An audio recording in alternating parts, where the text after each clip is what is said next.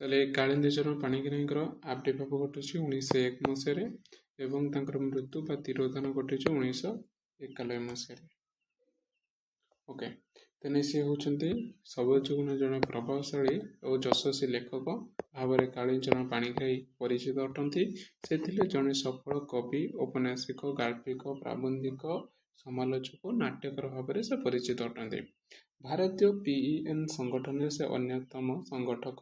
ତେଣୁ କାଳିଚରଣଙ୍କର ଆମେ ପ୍ରଥମେ ଆଲୋଚନା କରିବା ତାଙ୍କର କବିତା ବିଭାଗରୁ କ'ଣ କ'ଣ ସେ କବିତା ରଚନା କରିଛନ୍ତି।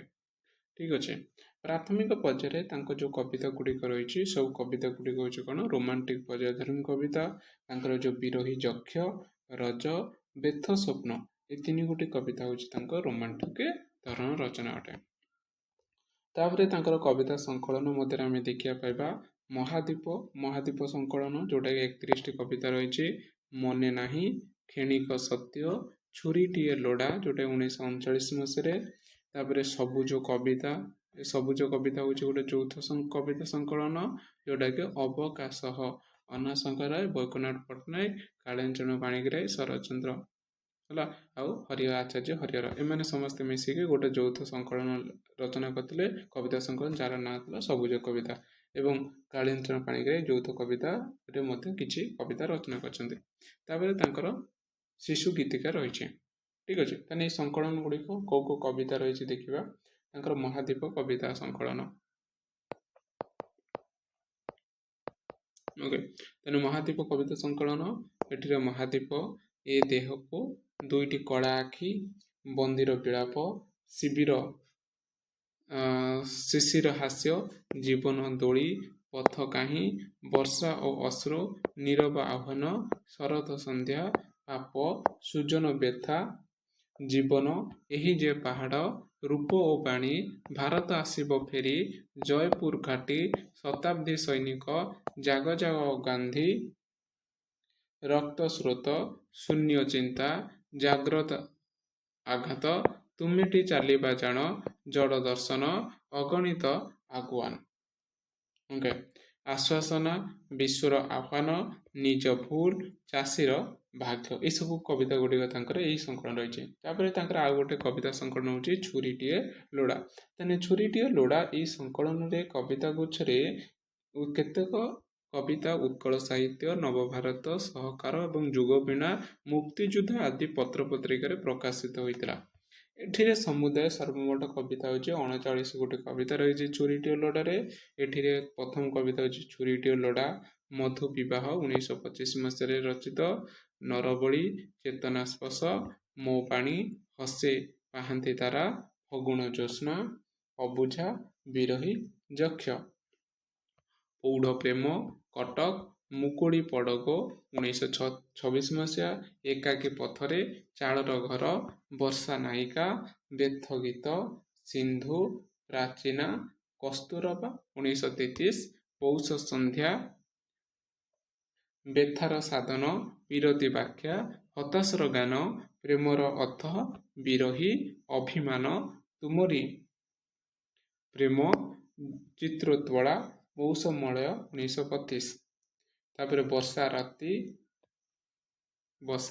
ଓକେ, ଏଟା ରତି ହେଇଯାଇଛି, ଏଟା ରାତି। ଓକେ, ବର୍ଷା ରାତି, କୁହୁଗ୍ରାସ 1929, ରଜ, ବ୍ୟଥ ସ୍ୱପ୍ନ, ମିଳନ, ସୁଦୂର ଗାନ, ମାନସୀ 1933, ସ୍ୱପ୍ନ ଓ ସୁଜନ, ଆଗାମୀ 1942। ତେଣୁ ଏଇସବୁ କବିତା ଗୁଡ଼ିକ ତାଙ୍କର ଏଇ ସଂକଳନରେ କ'ଣ ହେଇଛି ରଚନା କରାଯାଇଅଛି। ଓକେ, ତାପରେ ତାଙ୍କର ଶିଶୁ ଗୀତିକା ମଧ୍ୟରେ ତାଙ୍କର ରହିଛି କବିତା ସଂଖ୍ୟା ହେଉଛି 12ଟି ଶିଶୁ ଗୀତିକା ରହିଛି, ଯେମିତି ପରୋପକାର, ଗ୍ରାମ ଚାଟଶାଳୀ, ଲଙ୍ଗଳ, ଭଲ ପିଲା, ଅମାନିଆ ପିଲା, ମହୁମାଛି ଓ ବାଳକ, ହେଲା ପଶୁପକ୍ଷୀ ଓ ବାଦୁଡ଼ି, ଉଠରେ ପୋତା, ଉଠ, ସାରି ଓ ବିଲେଇ, ଜେସାକୁ ତେସା, ଚଣ୍ଡାଳ ଘରର ଘରେ ଲକ୍ଷ୍ମୀ, ଉଇ ଆଉ ମହୁମାଛି, ତାହେଲେ ଏସବୁ ଗୁଡ଼ିକ ହେଉଛି ଶିଶୁ ଗୀତିକା। ତାପରେ ତାଙ୍କର ସବୁଜ କବିତା ସଂକଳନରେ କାଳିନ୍ଦୀ ଚରଣଙ୍କର ଯୋଉଟା ରଚନା କରିଥିଲେ ଯୋଉ କବିତା ଗୁଡ଼ିକ, ତାହେଲେ ଆମେ କହିଥିଲି କି ସବୁଜ କବିତା ସଂକଳନ ହେଉଛି ଏକ ଯୌଥ କବିତା ସଂକଳନ ଅଟେ। ठीक अच्छे एथिरे आम जो जो कविता गुड़िक देखा पाइबा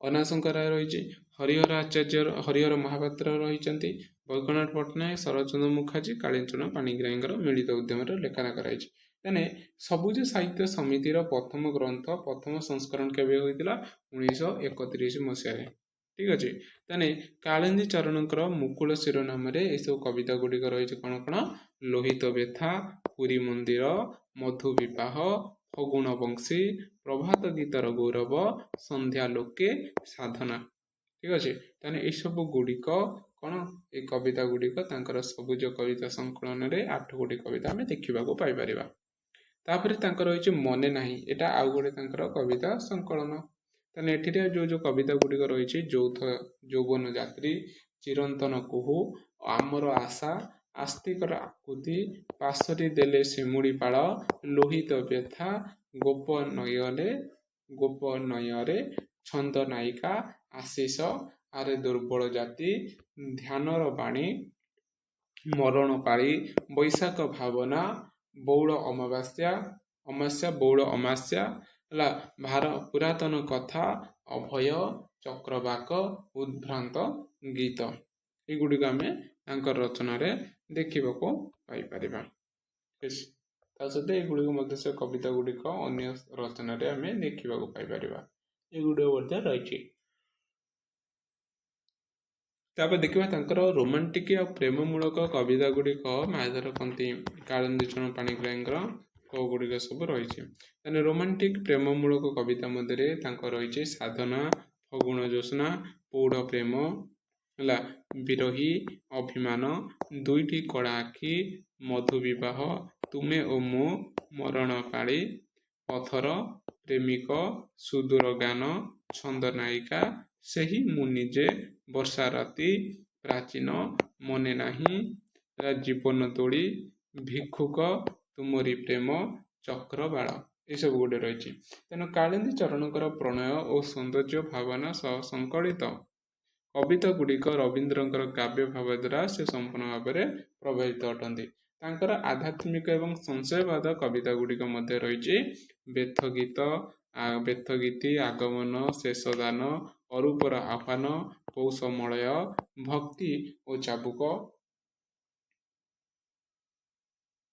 ठीक अच्छे तापर मानवतावाद उपर आधारित जो कविता गुड़िक रही पुरी मंदिर बेथार साधन यौवन यात्री विश्वर आह्वान युड़िक रही तापर साम्यवाद एवं वैप्लविक चेतना को केन्द्र कर जो कविता गुड़े रही जमी जादूघर कविता यौवनर यात्री बैशाख भावना चाषीर भाग्य मने नाही महादीप विदाय भगवान पुरुष सुक्त भक्ति और चाबुक किए सड़ा शैतान ये सब गुड़िक हूँ वैप्लविक और साम्यवादी आधार मूलक कविता गुड़िक तापर रही वास्तववादी और वास्तववादी को आधार कर को कविता गुड़िक रही मने नाही महादीप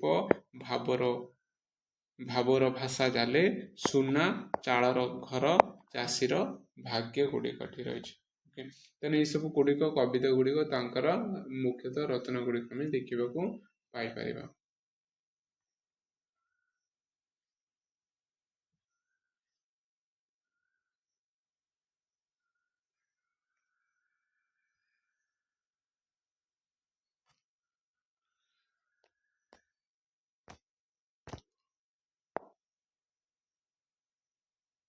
ओके ताले आंकर कौन कौन सब गल्प रही 1916 मसीह प्रथम प्रकाशित कविता थिला अशांति कविता एवं 1923 मसीह प्रथम प्रकाशित गल्प विश्वनाथ करंकर संपादित उत्कल साहित्य पत्रिका प्रकाशित होची आत्मकाहानी जोटा कि 21/1/1920 मसीह रचित होता एवं 1923 प्रकाशित होता तेने ये सब गुड़िक आम आलोचना करते कविता गुड़िक रही है आम गल्प पछिया देखा गल्प संकलन रही द्वादशी जोटा 1932 मसीह यहाँ सबुज साहित्य समिति अनुकूल प्रकाशित होता मो कथाटी सरीना 1957 राशिफल 1962 सागरिका 1954 क्षणिक ये सब गुड़िक गल्प संकलन रही ठीक अच्छे ତା ସହିତ ତାଙ୍କର ଉପନ୍ୟାସ ମଧ୍ୟରେ ଆମେ ଦେଖିବାକୁ ପାଇବା ମାଟିର ମଣିଷ 1931, ଲୁହାର ମଣିଷ 1947, ହେଲେ ଆଜିର ମଣିଷ 1958, ଅମରଚିତା 1933, ଓକେ, ମୁକ୍ତାଗଡ଼ର କ୍ଷୁଧା 1933। ତା ସହିତ ମିଳିତ ଉଦ୍ୟମରେ ଯେଉଁ ବାସନ୍ତୀ ଉପନ୍ୟାସ ରଚନା କରାଯାଇଛି ହେଲା, ଯେଉଁ ବାରୋୟାରୀ ଉପନ୍ୟାସର ପ୍ରଭାବରେ ଯେଉଁ ଓଡ଼ିଆ ମାନେ ଯେଉଁ ରଚନା କଲେ କ'ଣ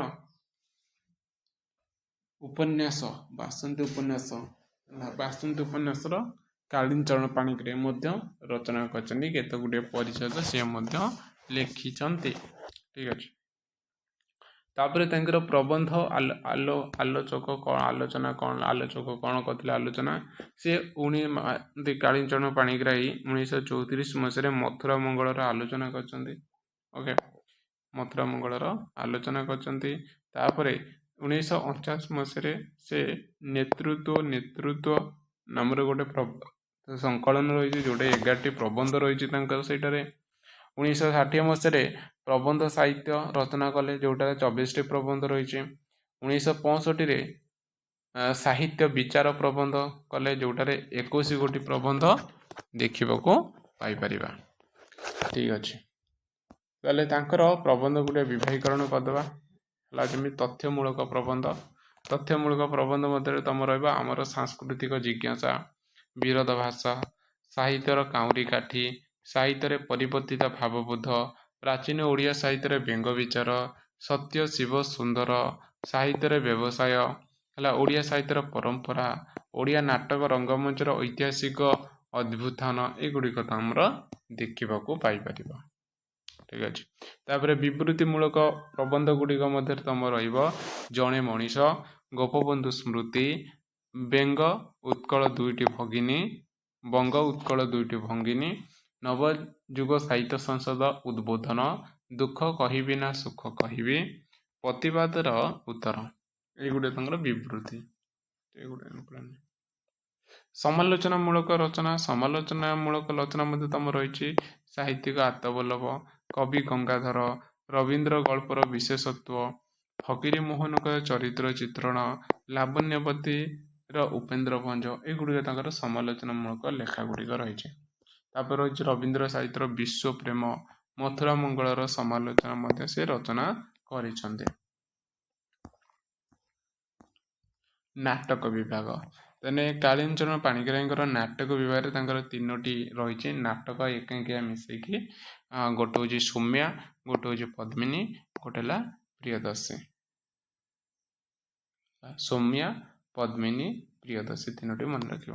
ତାପରେ ତାଙ୍କର ଆତ୍ମଜୀବନୀ ହେଉଛି କାଳିଚରଣ ପାଣିଗ୍ରାହୀଙ୍କର ଆତ୍ମଜୀବନୀ ନାମ ହେଉଛି ଅଙ୍ଗେ ଯାହା ନିଭାଇଛି। କ'ଣ ହେଲା? ଅଙ୍ଗେ ଯାହା ନିଭାଇଛି। କେବେ? 1973 ମସିହାରେ ଅଙ୍ଗେ ଯାହା ନିଭାଇଛି। ତେଣୁ ଏହି ଜୀବନ କାହାଣୀ କଲିକତାରେ ପ୍ରଥମେ କଳନା ମାସିକ ପତ୍ରିକାରେ ଏକ ଧାରାବାହିକରେ ଭାବରେ ଏଇଟାକୁ ସେ କ'ଣ କରିଥିଲେ? ପ୍ରକାଶିତ କରିଥିଲେ, ଯୋଉଟାକି ଆମେ ଦେଖିବାକୁ ପାଇପାରିବା ଏଠାରେ।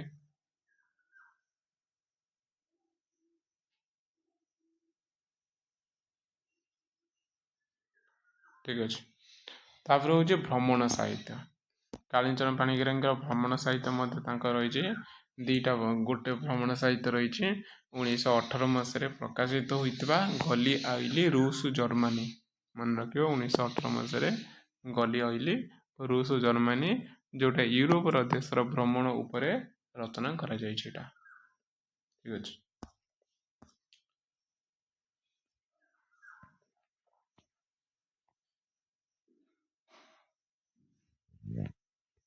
ଠିକ ଅଛି।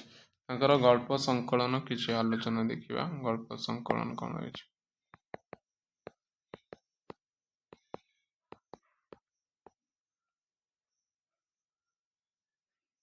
ଠିକ ଅଛି। ତାହେଲେ ତାଙ୍କ ରାଶିଫଳ ସଂକଳନରେ ଆମେ ଦେଖିବା ପାଇବା ରାଶିଫଳ, ଛିନ୍ନପୃଷ୍ଠା, ଆତ୍ମହତ୍ୟା, ପୁନଶ୍ଚ, ପଙ୍ଗୁ, ପ୍ରେମିକ, ପଙ୍ଗୁ, ଓକେ, ସାବିତ୍ରୀର ଦୁଃଖ ହେଲା, ଜୟ ହିନ୍ଦ, ରାଜେଶ୍ୱରୀର 2ଟି ବନ୍ଧୁ, ଏଇ ଯେଉଁ ଗଳ୍ପ ଗୁଡ଼ିକ ତାଙ୍କ ରାଶିଫଳ ସଂକଳନରେ ରହିଛି। ତାପରେ ସାଗରିକା ସଂକଳନରେ ଏଟା ମଧ୍ୟ ଗୋଟେ ଗଳ୍ପ ସଂକଳନ।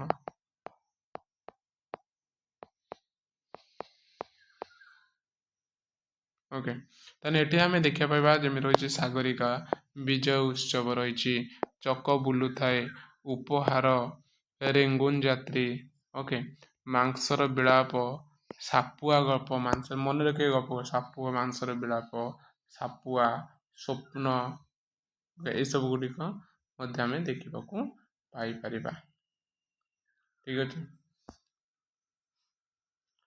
ୟା ବାଦେ ତାଙ୍କର ଆଉ ସବୁ ଗପ ସମୂହ ଗୁଡ଼ିକ କ'ଣ କ'ଣ ରହିଛି, ତାଙ୍କର ସବୁ ଟୋଟାଲ ଗପ ଗୁଡ଼ିକ ମନେ ରଖ।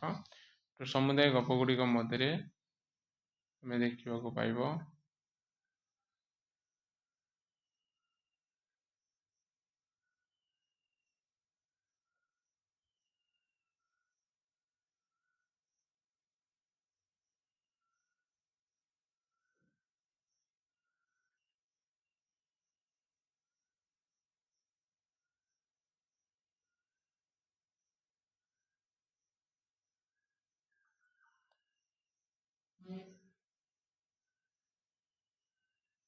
ଓକେ।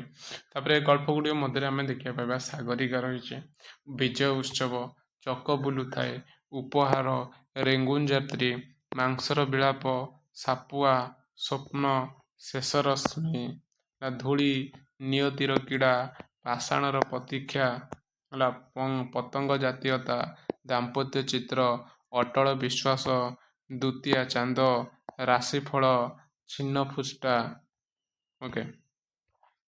ତାପରେ ରହିଛି ଆତ୍ମହତ୍ୟା, ପୁନଶ୍ଚ, ପ୍ରେମିକ, ପଙ୍ଗୁ, ସାବିତ୍ରୀର କାନ୍ଦ, ଜୟ ହିନ୍ଦ, ରାଜେଶ୍ୱରୀର ଦୁଇଟି ବନ୍ଧୁ, ମୋ କଥାଟି ସରିନାହିଁ, ବାଦିପାଲା, ବିଟ୍ ଘର ଓ ରେଳଗାଡ଼ି, ରୁଦ୍ରାକ୍ଷ, ହୃଦୟ, ଡାହାଣୀ ବୁଢ଼ୀ, ଓଡ଼ିଶାରେ ମହାଯୁଦ୍ଧ, ଆରମ୍ଭ ଓ ଶେଷ, ମଣିମା, ରଶ୍ମିରେଖା। ଠିକ ଅଛି। ତାହେଲେ ଏଇ ସବୁ ଗୁଡ଼ିକ ହେଉଛି ତାଙ୍କର ଗଳ୍ପ ରଚନା ଗୁଡ଼ିକ ହେଉଛି କହନ୍ତି କାଳିନ୍ଦୀ ଚରଣ ପାଣିଗ୍ରାହୀଙ୍କର ତାଙ୍କର ଗଳ୍ପ। ଠିକ ଅଛି। ତାହେଲେ ଆମେ ଜାଣିବା ପାଇବା କି କାଳିନ୍ଦୀ ଚରଣ ପାଣିଗ୍ରାହୀଙ୍କର ଉପନ୍ୟାସ, ତାଙ୍କର ଯେଉଁ ଟୋଟାଲ ଉପରେ 6ଟି ଉପନ୍ୟାସ ରହିଛି, ଓକେ, ଏବଂ ଯୁଗ୍ମ ଉପନ୍ୟାସ ଗୋଟିଏ ଏବଂ ଅନ୍ୟ 5ଟି ରହୁଛି ତାଙ୍କର ନିଜସ୍ୱ କୃତି ଅଟେ। ଠିକ ଅଛି। ତାହେଲେ ଦେଖିବା ତାଙ୍କର ଯେଉଁ ରହିଛି ମାଟିର ମଣିଷ, 1931 ମସିହାରେ କ'ଣ ରହିଛି, ମାଟିର ମଣିଷ, 1932 ମସିହାରେ ତାଙ୍କର ମୁକ୍ତାଗଡ଼ର କ୍ଷୁଧା, 1933ରେ ଅମରଚିତା ଏବଂ 1949ରେ ଲୁହାର ମଣିଷ ଏବଂ 1957ରେ ଆଜିର ମଣିଷ, 1928ରେ ବାସନ୍ତୀ ଉପନ୍ୟାସର କେତେକ ପରିଚ୍ଛେଦ ସେ ରଚନା କରିଛନ୍ତି, ଯେଉଁଟା ଆମେ ଦେଖିବାକୁ ପାଇବା। ଠିକ ଅଛି।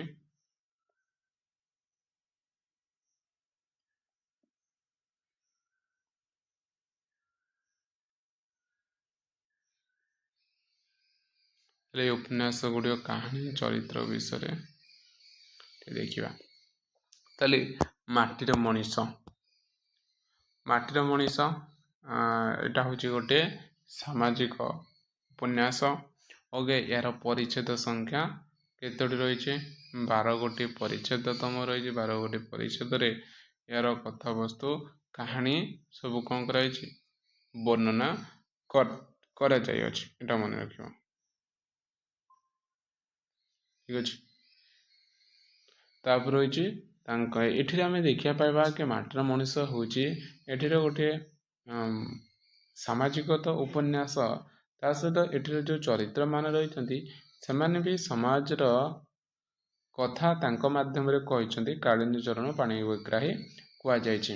ଏଠାରେ ଆମେ ଦେଖିବା ପାଇବା ଯେଉଁ ଚରିତ୍ର ମାନେ ରହୁଛନ୍ତି ସେମାନେ ହେଉଛନ୍ତି ବରଜୁ, ହାରାବୋଉ, ଛଅକଡ଼ି, ନେତ୍ରମଣି, ଶ୍ୟାମପ୍ରଧାନ, ଶରଦୀ ବୋଉ, ହାରା, ସୁନା, ମୋତି, ଦାମ, ହେଲା, ଖଳ ଚରିତ୍ର ହେଉଛନ୍ତି ହରି ମିଶ୍ର। ତେଣୁ ଏଇମାନଙ୍କର ଚରିତ୍ର ମାନଙ୍କୁ ନେଇକି ଉପନ୍ୟାସଟି କ'ଣ ହେଉଛି, ଗତିଶୀଳ କରାଯାଇଛି। ठीक अच्छे मन रखिए चरित्र गुड़िक है बरजु हाराबो मुख्य चरित्र भाव में मुख्य नायक भाव में आम बरजु को नेबा ठीक अच्छे एवं छगड़ी हूँ तार भाई है हाराबो हूँ बरजुर स्त्री है नेत्रमणि हूँ छगड़ीर स्त्री अटे श्याम प्रधान हूँ बरजु एवं छगड़ीर बापा ओके हारा सुना मोती दाम एमाने होउचंती नेत्रमणिर हाराबोर संतान माने अटंती एवं गाँव रे खल लोक होउची किए हरि मिश्र ठीक अच्छे ताने ये गल्प ये उपन्यास आम देखा पाइबा 26टी परिच्छेद 12 गोटी परिच्छेद मध्यम उपन्यास कथा वस्तु आगे चली आम देखा पाइपर ताले त्रिवेणी संगम कौन देखा ये 3 गोटी बादर संगम ये रही त्रिवेणी संगम बोली आम कहीपर जमी गांधीवाद वास्तववाद आउ आदर्शवादर कथा आम ये उपन्यास देखा पाइपर ठीक अच्छे तेणु यही उपन्यास नाट्य रूपांतर किए कर प्राणबंधु कर तेणु माटीर मनीष उपन्यास नाट्य रूपांतर कर प्राणबंधु कर एवं यार इंग्राजी अनुवाद ना हो ए हाउस अनडिवाइडेड एटा मन रखियो तेने यार प्रकाशित क्योंठे आनंद लहरी उपन्यास माला तरफ आनंद लहरी उपन्यास मालारे यहाँ प्रकाशित होती माटीर मनीष उपन्यास तेणु उपन्यास आरंभ में एक गीत ये आम देखा पाइबा जमी रही दुनियार हाटे कोटी हीरा नीलामती मणिक माणिक तुल ये भाव में गोटे गीतटे आम देखा पाइपर तेणु माटीर मनीष उपन्यास बैकुंठ पट्टनायक गोटे कविता स्थानित कर जो कवितार ना हूँ मूक भगवान एटा मत मन रखियो ने माटीर मनीष उपन्यास बैकुंठ पट्टनायक मूक भगवान कविता स्थानित करिसेंती तेणु बरजु हूँ एक असंपूर्ण चरित्र तार ये माटीर मनीष उपन्यास तार उपन्यास जीवन चित्र संपूर्ण करा जाई नहीं तार संपूर्ण रही कौटी लुहार मनीष तार जीवन जो लक्ष्य तार दिग को संपूर्ण रूप से त्वरान्वित करा जाई अछि जोटा आम तार देखा पाइपर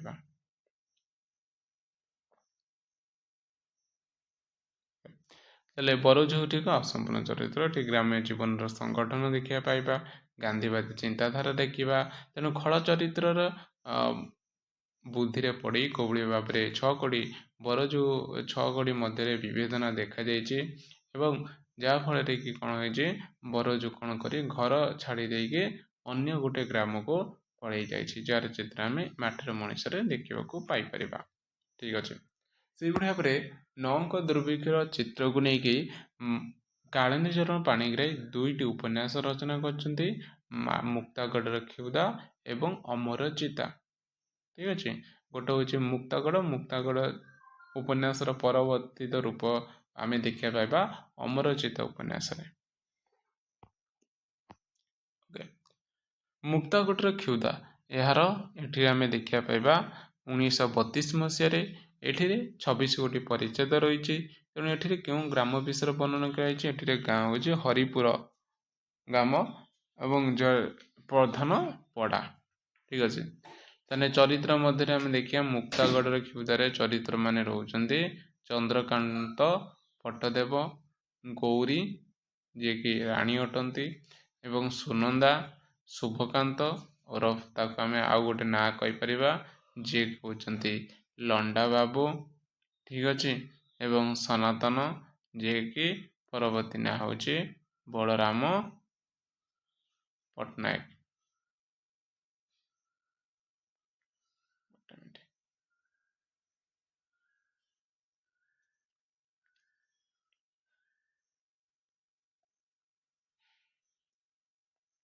ये सब चरित्र गुड़िक आम ये उपन्यास देखा पाइबा तेने नौक दुर्भिक्षर पृष्ठभूमि को केन्द्र कर उपन्यास रचित होती तेणु शुभकांत और जनसदा मध्य आतनाथ जनसेवक हो जाते ये आम देखा पाइबा ये गोटे राज्य शासन विषय वर्णना कर राजा शासन ये रही तेणु राजा शासन समय जो नौक दुर्भिक्ष आसी ତେଣୁ ମୁକ୍ତାଗଡ଼ରେ କୋଭଳି ଭାବରେ ତାର ପ୍ରଭାବ ପଡ଼ିଛି, ଲୋକମାନଙ୍କୁ କୋଭଳି ଭାବରେ ରାଜା ବେଠି ଖଟାଇଛନ୍ତି ଏବଂ ସବୁ ରାଜପ୍ରସାଦ ଆୟ ଗୁଡ଼ିକ ସବୁ ରାଜପ୍ରସାଦକୁ ଆସିଛି, ତାର ଚିତ୍ର କରୁଣ ଚିତ୍ର ଗୁଡ଼ିକ ଆମେ ଦେଖିବାକୁ ପାଇପାରିବା। ଯେତେବେଳେ ଶୁଭକାନ୍ତ ରାଜା ହୋଇଛନ୍ତି ତାର ଚିତ୍ର ଆମେ ଏଇଠିରେ ଦେଖିବା ପାଇଁ ମୁକ୍ତାଗଡ଼ର କ୍ଷୁଧା ଉପନ୍ୟାସରେ। ଠିକ ଅଛି। ତାପରେ ତାଙ୍କର ଆଉ ଗୋଟେ ଉପନ୍ୟାସ ହେଉଛି ଲୁହାର ମଣିଷ। ମାଟିର ମଣିଷର ପରବର୍ତ୍ତୀ ରୂପ ହେଉଛି ଲୁହାର ମଣିଷ। ତେଣୁ 1947 ରଚିତ ହୋଇଥିବା ଏହି ଉପନ୍ୟାସଟି ସ୍ୱାଧୀନତା ସମୟରେ। ତେଣୁ ଏଠିରେ 20ଟି ପରିଚ୍ଛେଦ ଆମେ ଦେଖିବା ପାଇବା ଏବଂ ଏଠିରେ ଗ୍ରାମ ହେଉଛି ହରିପୁର ଏବଂ ପଧାନପଡ଼ା। ଠିକ ଅଛି। ଚରିତ୍ର ମଧ୍ୟରେ ତମ ରହିଛି ଗୌରାଙ୍ଗ ସେଣ ରହିଛନ୍ତି, ବରଜୁ ରହିଛନ୍ତି, ହାରାବୋଉ ରହିଛନ୍ତି, ଛକଡ଼ି ରହିଛନ୍ତି, ନେତ୍ରମଣି ଅଛନ୍ତି, ପଦିଆ ମାମୁଁ ଅଛନ୍ତି, ମାଧବ ଗୌରାଙ୍ଗ ଅଛନ୍ତି, ମାଧବ ସେଠୀ ଅଛନ୍ତି, ହେଲା ହରିମିଶ, ଏସବୁ ମଧ୍ୟ ଆମେ ଦେଖିବାକୁ ପାଇପାରିବା ଲୁହାର ମଣିଷରେ। ତେଣୁ ମାଟିର ମଣିଷ ରଚନାର 16 ବର୍ଷ ପରେ ଏହି ଉପନ୍ୟାସଟି ରଚନା କରାଯାଇଛି। ତେଣୁ ମାଟିର ମଣିଷ ଉପନ୍ୟାସର ଉତ୍ତରଣ ପର୍ବ ହେଉଛି ଲୁହାର ମଣିଷ।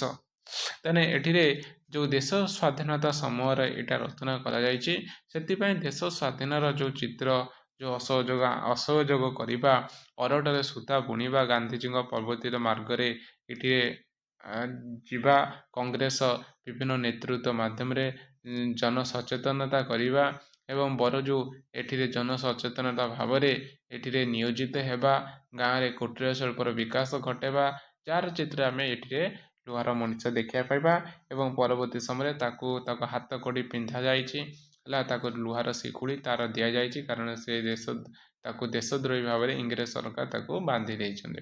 ଯେଉଁର ଚିତ୍ର ଆମେ କରୁଣ ଚିତ୍ର ଏଠିରେ ଦେଖିବା ପାଇବା।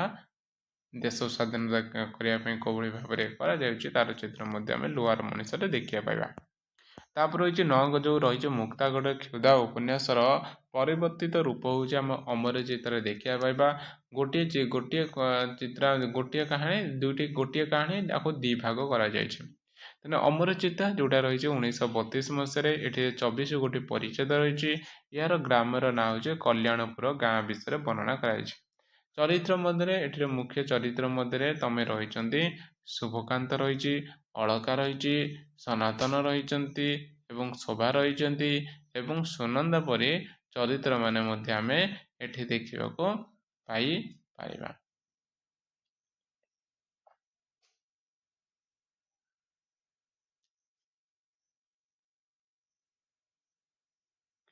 ତାହେଲେ ମୁକ୍ତାଗଡ଼ର କ୍ଷୁଧା ଉପନ୍ୟାସର ପରବର୍ତ୍ତୀ ପର୍ଯ୍ୟାୟ ବା ଦ୍ୱିତୀୟ ପର୍ଯ୍ୟାୟ ହେଉଛି ଅମରଚିତା ଉପନ୍ୟାସ। ତେଣୁ ସନାତନ ଏଠିରେ ମାର୍କ୍ସ, ଲେନିନ୍, ଷ୍ଟାଲିନଙ୍କର ଆଦର୍ଶକୁ ଜୀବନ୍ତ କରିଛି। ତାହେଲେ ମାର୍କ୍ସ, ଲେନିନ୍, ଷ୍ଟାଲିନ ଯେଉଁ ଆଦର୍ଶ କ'ଣ?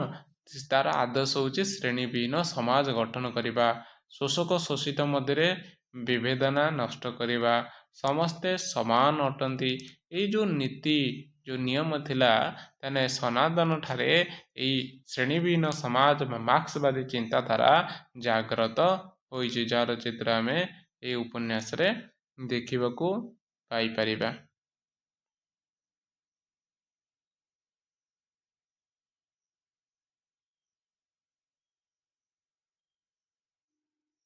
ଓକେ, ତାହେଲେ ଶୁଭକାନ୍ତ ମହାତ୍ମା ଗାନ୍ଧୀଙ୍କର ଆଦର୍ଶକୁ এই ଉପନ୍ୟାସରେ କ'ଣ କହୁଛି? ଜୀବନର ବ୍ରତ ସେ କରିପାରିଛି, ଯୋଉଟା ଆମେ ଚିତ୍ର ଦେଖିବା ପାଇବା। ତାପରେ ହେଉଛି ଆଜିର ମଣିଷ। ତାହେଲେ ଆଜିର ମଣିଷରେ ମଧ୍ୟ ଆମେ ଦେଖିବା ପାଇବା 1957 ମସିହାରେ ପରିଚ୍ଛେଦ ସଂଖ୍ୟା ହେଉଛି 24। ଓକେ, ତେଣୁ ଗ୍ରାମ ହେଉଛି ନୟନଗଡ଼। ଏଠି କୋଉ ଗ୍ରାମ ବିଷୟରେ କୁହାଯାଉଛି? ନୟନଗଡ଼ ବିଷୟରେ କୁହାଯାଉଛି। ତାହେଲେ ଏଠିରେ ଆମେ ଦେଖିବା ପାଇବା କି ଗ୍ରାମ ନୟନଗଡ଼, ଏଠିରେ ପୌଢ଼ ଶିକ୍ଷାର କଥା ଆମେ ଦେଖିବା ପାଇବା। ଏଠିରେ କୋଉ ଶିକ୍ଷା କୁହାଯାଉଛି? ଏଠିରେ ପୌଢ଼ ଶିକ୍ଷାକୁ ଅଧିକ ଗୁରୁତ୍ୱ ପ୍ରଦାନ କରାଯାଇଅଛି।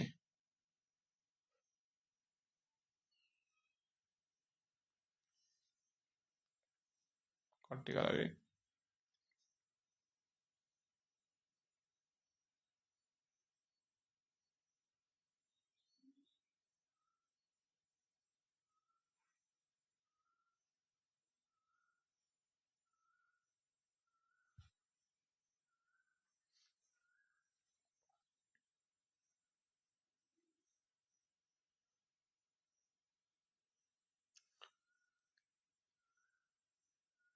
ତାହେଲେ ଏଠିରେ କ'ଣ କରାଯାଉଛି, ଏଠିରେ ପୌଢ଼ ଶିକ୍ଷକ ବିଷୟରେ ଆଲୋଚନା କରାଯାଇଛି। ଏଠିରେ ମୁଖ୍ୟ ଚରିତ୍ର ମଧ୍ୟରେ ତମ ରହିଛନ୍ତି ଦିବାକର ଦାସ। ଓକେ, ଦିବାକର ଦାସ ଅଛନ୍ତି, ମଦନ ବାବୁ ଅଛନ୍ତି, ମଦନ ବାବୁଙ୍କର କନ୍ୟା ଗୌରୀ ଅଛନ୍ତି। ଓକେ, ଏବଂ ସୁକୁମାର ଅଛନ୍ତି, ହେଲା ସାବିତ୍ରୀ, ବିଧୁଶେଖର। ଓକେ, ବିଦୁଶେଖର ପୁତ୍ର ହେଉଛି ରୋହିନ୍ ବା ତୁହିନ। ବିଦୁଶେଖର ପୁତ୍ର ହେଉଛି ରୋହିନ୍ ତୁହିନ୍। ଓକେ, ବିକଳା, ବାରିକ କନ୍ୟା ଉଷା, ଏସବୁ ଚରିତ୍ର ମାନେ ଆଜିର ମଣିଷରେ ଆମେ ଦେଖିବାକୁ ପାଇପାରିବା।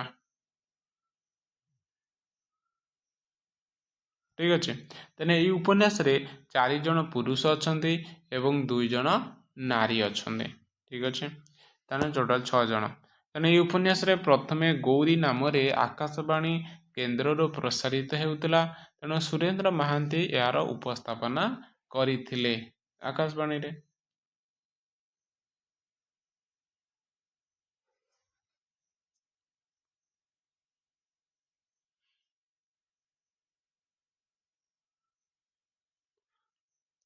ଓକେ, ତେଣୁ ଏହି ଉପନ୍ୟାସଟି ରଚନା ପାଇଁ ଶ୍ରୀ ଦୀନବନ୍ଧୁ ପାଣିଗ୍ରାହୀ ଲେଖକଙ୍କୁ ପ୍ରବର୍ତ୍ତାଇଥିଲେ ଲେଖିବା ପାଇଁ।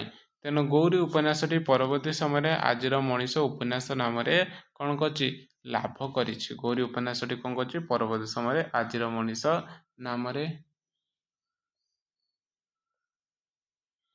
ଓକେ, ଠିକ୍ ଅଛି, ଲାଭ କରିଛି। ତେଣୁ ଏଠି ଆମେ ଦେଖିବା ନାରୀ ଶିକ୍ଷାର ପ୍ରଭାବ। ଏଠି କେଉଁ ନାରୀ ଶିକ୍ଷାର ପ୍ରଭାବ, ହିନ୍ଦୁ ମୁସଲମାନଙ୍କର ଦଙ୍ଗା, ହେଲା ପୌଢ଼ ଶିକ୍ଷା ଉପରେ ଆଧାରିତ ଆଜିର ମଣିଷ ଉପନ୍ୟାସ ରଚନା କରାଯାଇଅଛି।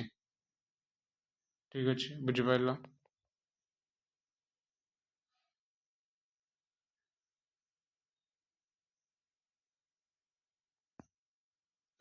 ତେଣୁ ଅମରଜିତ ଉପନ୍ୟାସରେ ଆମେ କେତେ ଗୁଡ଼ିଏ ଦେଖିବା ପାଇବା ରହିଛି।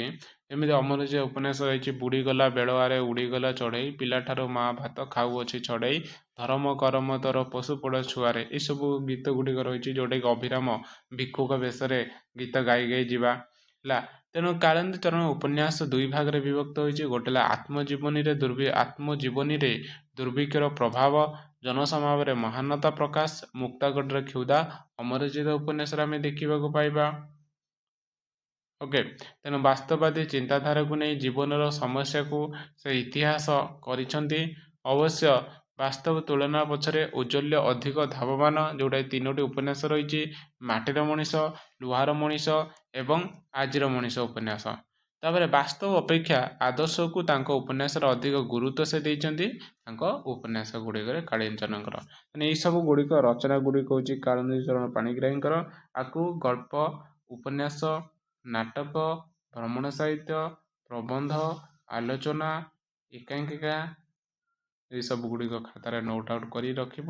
ଠିକ୍ ଅଛି, ନେକ୍ସଟ କ୍ଲାସରେ ଆମେ ଫକୀରମୋହନ ସେନାପତିଙ୍କ ରଚନା ଗୁଡ଼ିକ ସମ୍ପର୍କରେ ଆଲୋଚନା କରିବା। ଫକୀରମୋହନ ସେନାପତି କ'ଣ କ'ଣ ସବୁ ରଚନା ଲେଖିଛନ୍ତି, ଗଳ୍ପ, ଉପନ୍ୟାସ, ପ୍ରବନ୍ଧ, ସମାଲୋଚନା, କବିତା, ଯାହା ବି ରଚନା କରିଛନ୍ତି, ତାଙ୍କର ରଚନା ବିଷୟରେ ଆମେ ନେକ୍ସଟ କ୍ଲାସରେ ଫକୀରମୋହନ ସେନାପତି ଉପରେ ଆଲୋଚନା କରିବା। ଠିକ୍ ଅଛି, ବୁଝିପାରିଲ, ଆଗ ଭଲସେ ନୋଟ୍ ଆଉଟ୍ କରିବ। ଠିକ୍ ଅଛି, ବୁଝିଲ ସବୁ ଶୁଭଶ୍ରୀ?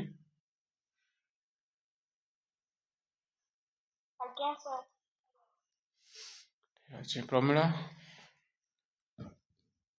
ଠିକ୍ ଅଛି, ଲେଖିଲା ତ ଗୋଟେ ଦିନ ଲାଗିବ।